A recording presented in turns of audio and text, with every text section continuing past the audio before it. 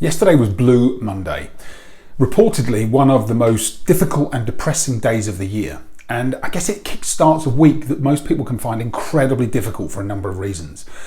And a good friend of mine, who is also a business owner, an entrepreneur, and the leader of a business community called Shifties on Facebook, it's also on LinkedIn as well, ran a 24-hour live-a-thon to raise funds for the charity Mind, but also to raise awareness and create a platform for business owners to come and get support through a community, but also to share their stories. And Alex interviewed, I don't know how many actually, but I bet it was at least 30 business owners throughout the course of the day in short half-an-hour interviews, asking for their advice and for them to share with their community, with the Shifties community, a little bit about their background and advice they might have for people who might be struggling. And what transpired throughout the day was people opening up and sharing their own personal stories. And I had a conversation with Alex at 5:30 last night, and I hadn't planned to tell him what I told him, but I was inspired by all the different people that had shared their own stories throughout the day. If you look at Shifties on Facebook, you can catch up with the recordings. There were literally 24 hours of content, some incredible inspirational stories from people. But it got me thinking overnight. I shared a story of how in 2017 I had my own kind of personal challenges, a bit of a battle with mental health, brought on by a sequence of events that had transpired over 2.5 years, and that I hadn't really faced up to and until it became such an issue that I had to take some time out. And then I left the corporate world and retrained as a coach, set my business up, and it was kind of the catalyst for me to make a significant change in my life. And if I hadn't, I don't know where I'd have been.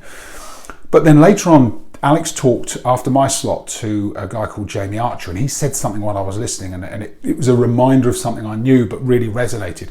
Very often we share our highlights on social media. They become this highlight social reel rather than the reality of what's going on in our lives. And I'm as guilty as anybody. We want to post things that make us feel good, that make us look good, you know, pictures of successes, client testimonials, all that stuff. And it's true. It does make us feel better, but actually sometimes the reality can be more powerful and more helpful for people than just showing the highlights, the show reel, if you like. So I wanted to record this video just to say, you know, there were a number of things that helped me recover, that managed to get me back on track. One of those things was people, my connections, my friends, my family, my network, the people that reached out to offer proactively support. And this is a difficult time of year for many people. So if you are feeling that, remember that there are lots of people that are willing and able to help.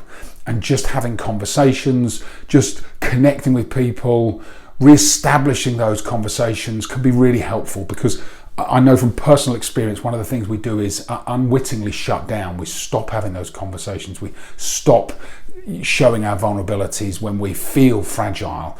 And actually displaying the vulnerability is the answer to rebuilding our strength and to strengthening our self-belief, our self-esteem. And it's interesting because the other thing that I reflected on overnight was that when we think about physical injuries that we've had in the past, and you think back to something that happened to you, maybe you broke a limb or a bone, and you kind of go, oh yeah, that was painful, but then you can almost smile about it.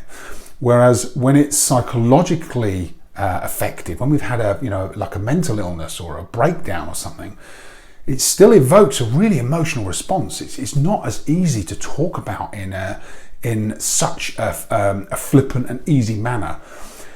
And we carry that around with us. But it is important. The more we talk about it, the more we share these stories, the more we help other people. We help people normalize the conversation, realize that they are not alone, that they have support, they can get better, strengthen themselves, and recover from situations like that. So I wanted to share that because it's important. These sorts of messages are what helped me, and I hope in sharing this it helps somebody else. So have a great week, everybody. It can be a really tough week this week. So bring up your acuity. Start to think: are there people that perhaps need a conversation, that might need some support? If you're somebody that needs some support, reach out to somebody. If you know me and you feel I can help, reach out to me.